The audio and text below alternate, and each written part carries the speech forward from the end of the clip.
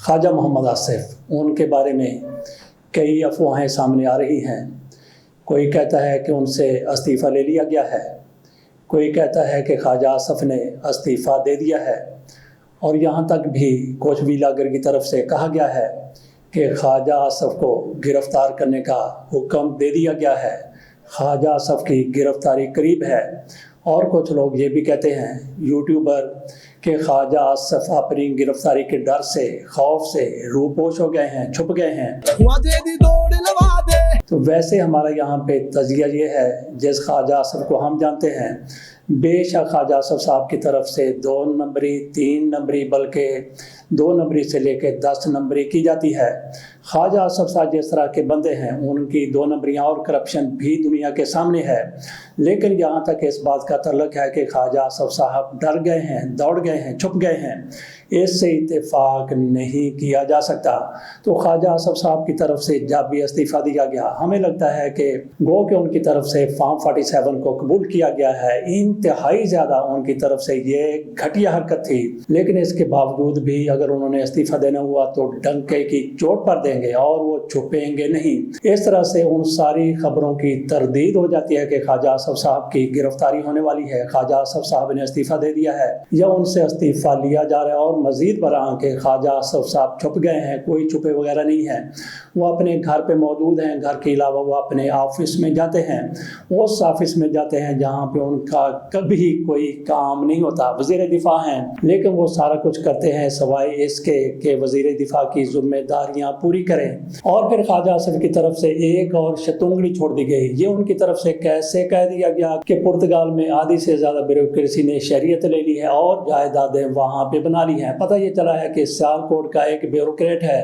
जिसने ख्वाजा आसिफ साहब के इनके दोस्तों की करप्शन पकड़ी है, सिर्फ और सिर्फ उसको ज़लील ख़ार करने के लिए, उसको टारगेट करने के लिए ख्वाजा मोहम्मद आसिफ साहब की तरफ से ऐसा कह दिया गया। उन्होंने सारी ब्यूरोक्रेसी को आगे लगा लिया और सियासतदानों के बारे में ऐसा उन्होंने कहना शुरू कर दिया कि जैसे वो पवित्र हैं, उन्होंने कभी कोई गलती नहीं की, उनकी तरफ से कभी कोई 2 नंबरी नहीं की गई। कहते हैं कि पाकिस्तान ना तो बाहर जायदादें बनाते हैं, ना पाकिस्तान में कोई 2 नंबरी करते हैं। ये ख्वाजा आसिफ साहब की तरफ से कहा गया कि हमारे सियासतदान पाकिस्तान से बाहर जायदादें नहीं बनाते। मियां नवाज शरीफ साहब का इवन फील्ड और आसिफ अली जरदारी का सरे महल और उसके साथ साथ वाइट क्वीन पैलेस, वो कहाँ पे हैं? क्या वो पाकिस्तान में और दुबई में किसका कारोबार नहीं है? ख्वाजा आसिफ साहब की तरफ से ये सारा कुछ जो कुछ कहा गया, वो ज़लील ख़ार करने के लिए उस ब्यूरोक्रेट को जिसका तल्लुक़ कहा जाता है कि सियालकोट से है, सिर्फ इसी बिना पर कह दिया गया। अगली खबर की तरफ चलते हैं। मरियम नवाज शरीफ साहिबा की पुलिस के लिए बहुत बड़ा इम्तिहान है। एक खबर सामने आई है कि कोई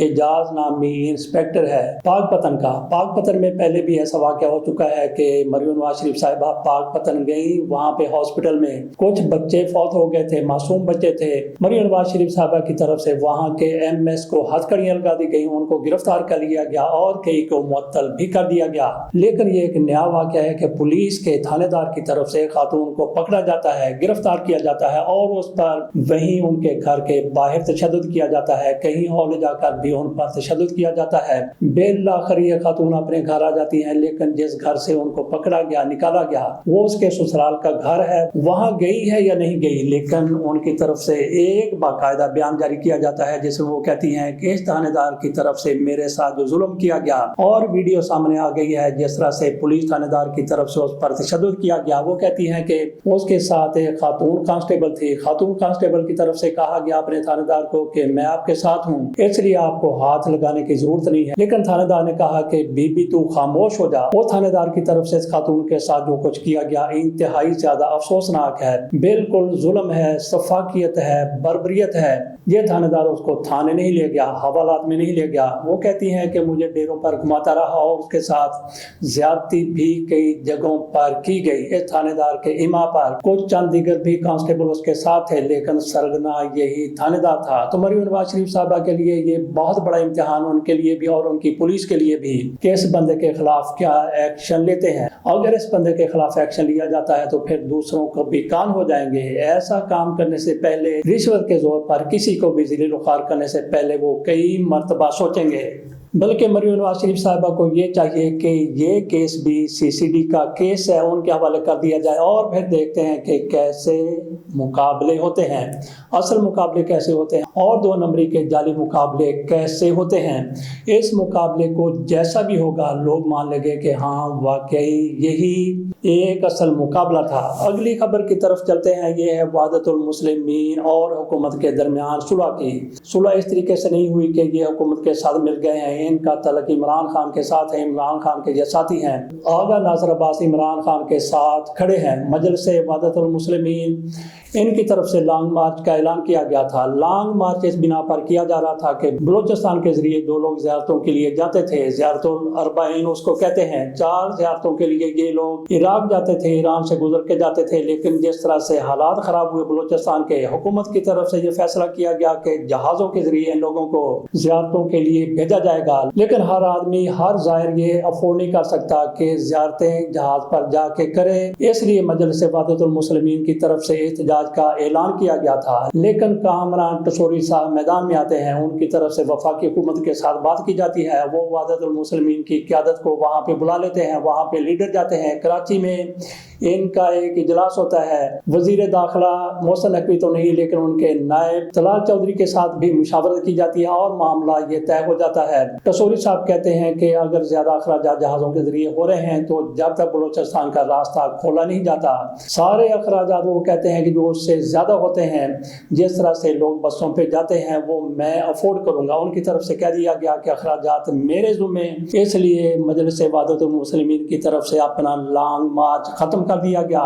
تو اس کو آپ کہہ سکتے ہیں کہ حکومت اور مجلس وحدت المسلمین کے مابین اس حوالے سے صلح ہو گئی ہے۔ میرا خیال ہے کہ یہ بالکل درست فیصلہ کیا گیا ہے، حکومت کی طرف سے بھی اور پھر مجلس وحدت المسلمین کی طرف سے بھی۔ اس کو بہر صورت اپریشیٹ کرنے کی ضرورت ہے۔ 2 خبروں پر مزید ہم نے بات کرنی ہے۔ ایک تو اقرار الحسن صاحب کی طرف سے کہا گیا ہے کہ میری جو پہلی بیوی ہے میرا آج بھی وہ بچوں کی طرح خیال رکھتی ہیں، وہ مجھے بچہ سمجھ کر میرا خیال رکھتی ہیں۔ اقرار الحسن صاحب کی 3 شادیاں ہو چکی ہیں۔ ایک شادی ان کی قرۃ العین کے ساتھ 2010 میں ہوئی تھی اور آخری شادی ان کی شاید آج سے 1.5-2 سال پہلے ہوئی ہے۔ تیسری شادی جس خاتون کے ساتھ ہوئی ہے ان کا نام فرح بتایا گیا ہے، اور دوسری شادی بھی تقریباً 10 سال پہلے ہی ہوئی تھی، اس کو بھی 10 سال ہو چکے ہیں۔ ان بیوی کا نام ہے عروسہ۔ ان کی طرف سے کہا گیا ہے کہ تینوں کے مابین بڑے ہی قریبی دوستانہ تعلقات ہیں۔ ان کی طرف سے کہا گیا ہے کہ پہلی بیوی اور دوسری بیوی ایک ہی گھر میں رہتی ہیں، جبکہ سب سے آخر میں بیاہی جانے والی وہ الگ سے گھر میں رکھی گئی ہیں۔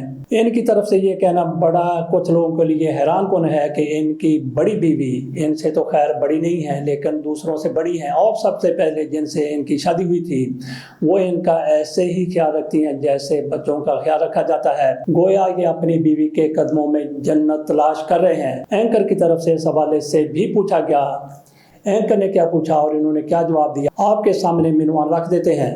جب میزبان نے کہا کہ جو عورت اپنے شوہر سے زیادہ محبت کرتی ہے وہ ماں کی طرح ہی خیال رکھتی ہے، جس پر اقرار الحسن نے اعتراف کیا اور کہا کہ ایسا ہی ہے، میری بیوی ایسا ہی میرا خیال رکھتی ہے جیسے ماں اپنے بچوں کا رکھتی ہے۔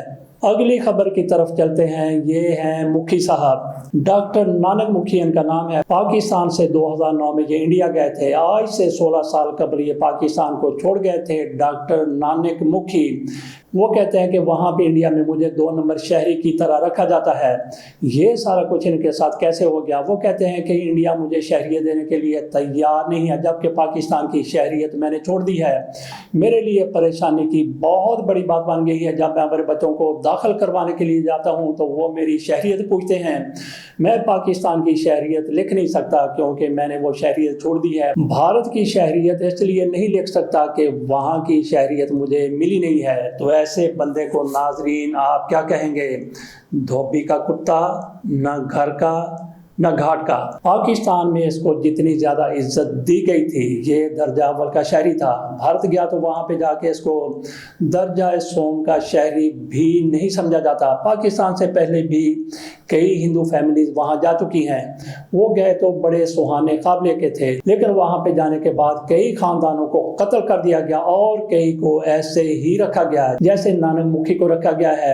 ان کو نانک مکھی نہ کہا جائے بلکہ نانک مکھی کہا جائے۔ پاکستان پاکستان میں تھے تو یہ شیر تھے، وہاں بھی انہیں بلی بکری بلکہ مکھی بنا کے رکھ دیا گیا ہے۔ پاکستان میں ان کی عزت تھی، توقیر تھی، بلکہ پاکستان کا جو بھی شہری ہے پاکستان میں اس کی توقیر ہے، عزت ہے، اس کا وقار ہے، سارا کچھ ہے، لیکن پاکستان سے باہر جو بھی جاتا ہے اس کے ساتھ پھر ایسا ہی ہوتا ہے، اور بعض کے ساتھ تو اتنا زیادہ ایسا ہوتا ہے کہ یہ کہنا پڑتا ہے کہ دھوبی کا کتا گھر کا نہ گھاٹ کا۔ اجازت دیجیے، اللہ حافظ۔